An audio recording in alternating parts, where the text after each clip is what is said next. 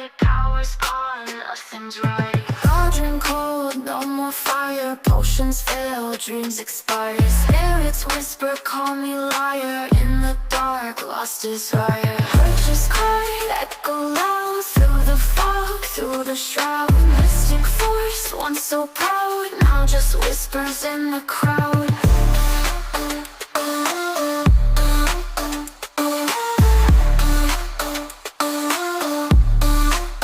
Babalan TV. Hello Cancer, welcome po sa inyong reading. So this is for February the 1st to February the 7th reading. Para po sa mga bago, don't forget to click the subscribe button, smash the like button, comment below kung kayo po ay nakaka-resonate, and hit the notification bell. Kung gusto niyo pong sumali sa ating live sessions, din po yan sa ating kabilang channel, that is Babaylan TV. No, kung gusto niyo rin na dalawang readings, meron na rin po doon February the 1st to February the 7th reading. Nauna na po siya, no? And naglalay po tayo, that's interactive. Pwede kayong magtanong doon, and you're very much welcome to join our live sessions. I want you to know that this is a general reading. You may resonate with the entire sessions, or you may resonate with some bits and pieces. Take what's only yours, no? Cancer, magsimula na tayo. Bakit parang pakiwari natin dito? Merong either meron naglalandi sa atin, or may nilalandi ang person natin, or I feel like meron tayong magiging ka-date, no? Na somehow, sabihin natin, medyo nagdadalawang isip tayo, pero bakit, ano ba itong puwersa na kahit na pinipigilan ko yung sarili ko, no? Parang may puwersang kailangan kong humakbang patungo dito sa taong to, no? So, chances are, baka meron tayong sabihin natin na nangungulit sa atin. Medyo ayaw natin, pero nakaka-intriga. Parang gusto nating itry, no? Again, it doesn't, well, no judgment dito, ha? Again, binabasa, I don't tolerate, or I don't even sabihin nating kino-convince yung mga tao na gawin ito. Sarili nilang decision ito, and nandun sila sa sitwasyon na yun, okay? What I am reading here is the dynamic, no? Yung nangyayari. Whether it is, kaya balik na tayo sa reading. Again, huwag tayo mag-judge. Wala tayo doon sa position na yun, bakit nila nagawa, okay? I feel like meron din ditong taong meron ng karelasyon, pero I feel like meron din bakit ngayon ka lang dumating? Ayan, by Miss Pops Fernandez, and ano yung ka-partner nila doon? Basta, no? Or si Ogie na lang, no? Bakit ngayon ka lang dumating? Pero I feel like, no, with the Three of Swords, alam natin makakasakit tayo, or yung iba naman, we just broke up, no? Nandun pa tayo sa stage na, naku, sandali, hindi yata tama yung gagawin ko, no? Either magmumukha akong malandi, no, or player, kumbaga wala pa man ito dun sa, kumbaga ay 3-month rule, no? Baka sabihin is nagmamadali naman, or baka isipin naman nung ida-date ko ay rebound siya. So,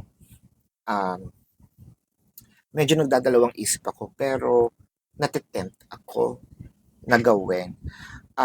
Yung iba sa inyo, no, baka naman yung few numbers, no, yung little percentage, baka naman ay baka sabihin ay kamamatay lang, no, kakasakabilang buhay lang ng asawa. Eto naman, hindi natin kasi alam, kasi ito nga sinasabi nila, di ba, kapag pag-ibig na, no, kaya madaming nababaliw, kasi kahit ang mga may degree tao nakakagawa ng hindi magandang bagay dahil sa pag-ibig, dahil hindi natin ito makokontrol, no? Sabi nga ni Miss Donna Cruz, no, kapag tumibok ang puso ay wala ka nang magagawa. Totoo naman, condition din ito, no? With the Three of Swords, I feel like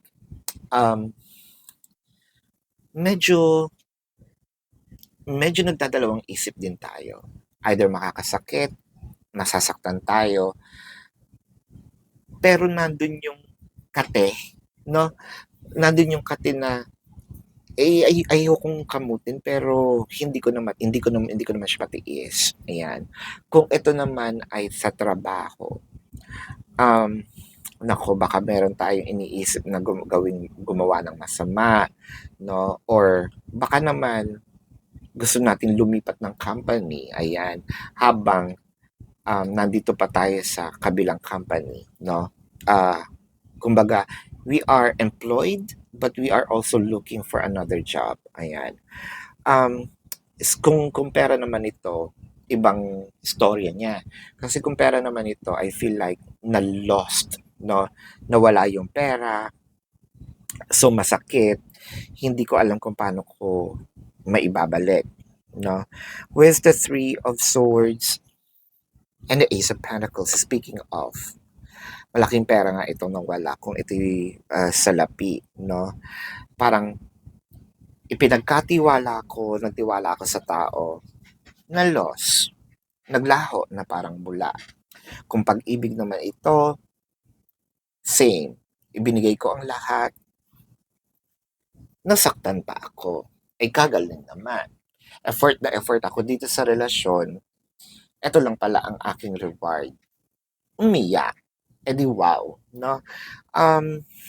Kung ito naman ay yun nga natatempt tayo, I feel like merong offer, no? For a small percentage, then baka naman indecent proposal, ayan. So with the Seven of Cups, medyo paano ko susubukan ang isang bagay nang hindi siya either magmumukhang masamang-masama or nang hindi ako magigilty. Ayan. You're trying to open doors and check other ways on how to achieve it, no? With the Emperor, chances are, wala pa naman tayo doon sa part na, ayan, kinamot ko na, no? Grinab ko na. Nakakapag-isip-isip pa lang, no? Kumbaga sa sitwasyon na ito, nakaupo ka pero inaakit ka, no? Parang nangyayari sa akin yan. Hindi naman ako Cancer, no? I feel like, I don't know, there's something about Baguio na since last year, no? Parang taing-tae ako, manirahan doon kahit wala akong kamag-anak, wala akong kakilala. There's something about Baguio na parang halika dito, para sa akin ka, no? I am being tempted. I always go to Baguio, no? Parang pag nandun ako, ayoko nang bumalik. Ayan. Hello sa mga Baguio, no? Speaking of, no, kung taga Baguio kayo, let me know sa comment section. Kasi parang gusto ko talaga, no? Tell me about the place, tell me about, saan tutuloy, what have you. Either way, bumalik tayo sa reading. With the Four of Cups. Ayan. Four of Cups, Four of Pentacles. Pero kasi mas pinipili mo maging moral, no? Maging tao. Mas maging pairalin ng pagpapakatao. Ayan. Kahit may mga temptations, somehow minsan siguro ganito na tayo ka-close, no? Magbabago ang isip.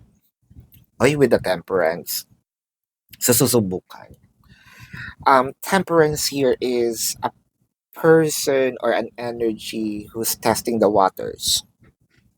As you can see, yung isang paa niya nakadip na sa tubig. Yung isang paa nandun pa. So parang, ano ba tong tubig na to? Malamig ba? Mainit? Kaya ba ng katawan ko? Baka may allergy, no? So, kumbaga sa pagkukulay din ng buhok, nag-skin test muna ako. Baka pag ginalis talaga.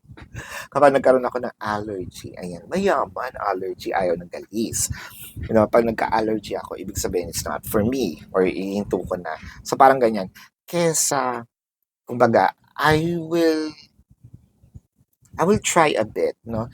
Titikim ako ng kaunti, o 'di 'pag nagtae ako, ibig sabihin hindi ko na kakainin, 'no? Or kapag nalagas ang buhok ko, kung kulay ng buhok, hindi ko na nalagas ng kaunti, 'no, or nag-rubberize, hindi ko na itutuloy, 'no? So kumbaga meron din talaga ditong yung hindi mapigilan ang pag-akit, 'no? With the Two of Pentacles and the King of Cups, ay, kinakausap ang sarili or ayaw ng kausapin yung sarili kasi hindi na mapigilan. Eto na naman ako. Parang ganun nga. Ayoko nang tumingin ng Facebook kasi ang aking mga ang Facebook ko na dun sa transient or even apartment or condo for Baguio. Tapos habang nakikita ko ito ay available for ganito, blah blah blah yada yada, no, for 1 packs, 2 packs, or solo, furnished, bare. Ayan, medyo minsan nauubos yung oras ko kakatingin kasi actually nag-i-inquire ako, yung mga ganon. Pero in fact, hindi ko na rin talaga din mapigilan. Minsan, no, baka one of these days, nandun ako uli. With the King of Wands, ayan. So parang meron ng taong nagte-test sa'yo. Or if this is not a tao, the higher being, kung sino man yung God na tinatawag mo, is also testing you what will gonna be your reaction. And with the Devil card, kung ito yung sinasabi ko sa inyo kanina, kung meron man, no, sa trabaho at iniisip nyo na medyo gumawa ng masama, that's a test, no? I feel like instant you're gonna fail. And this is a regret. Eto agad, tumalo na ako. This is a regret if that is what you are planning to do, no? But with the Six of Swords, ito yung parang I'll cross the bridge when we get there. O ayan. And the Hangman. So much better na parang sinasabi mo dito, ayoko munang isipin, no? Parang gagawin ko na lang muna, hindi ko na siya kumbaga ayoko mag-overthink. At ayoko na rin mag-isip kasi pa-overthink na ako. Ayan. With the Four of Cups and the Nine of Wands. Nandun talaga yung hatak no?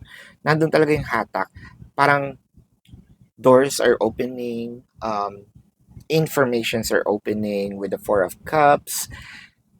No matter how hard you try to disregard, avoid, parang ano bang meron dito at laging nagpapakita, no? Ano bang meron dito at laging tumatawag? Ano ba ang meron dito at lagi akong kinukulit? Ano ba ang meron dito at lagi akong naiisip ko na rin siya? Ano ba meron ito at bakit taing-tai din akong subukan, no? With the Five of Cups and the Tower. Well, Tower sometimes is kasi kadalasan inaano to no? Nakakatakot ang tower. Well, totoo naman kung yung tower na problema. Pero kung tower na sabihin natin is makapagpabago, I think that you're also doing something really new, which is also you're breaking your own rule. You're breaking what was built in you. This is reinvention also. I think that's good, no? Pero with the situation, I feel like kung ano man itong magiging decision mo, no? I think that that's reinvention. Hopefully lang, no, na maging, kasi hindi naman kita pwedeng diktahan, buhay mo yan. Kung ang Diyos nga ibinigyan ka ng free will, sino naman ako para sabihin sa'yo, eto ang dapat mong gawin, no? Hindi rin ako ang nanay mo. This is guides, ayan. Pero pag kung ang nakikita ko dito, kung ito'y reinvention, no? I feel like kung magiging decision mo ay tikman, gawin, no? I just hope na makakabuti. Ayan. So, let's check a message from the universe. So, pinapaalala ko lang po, no? Kung gusto niyo ng dalawang readings, meron din po doon sa ating kabilang channel. That is Babaylan TV.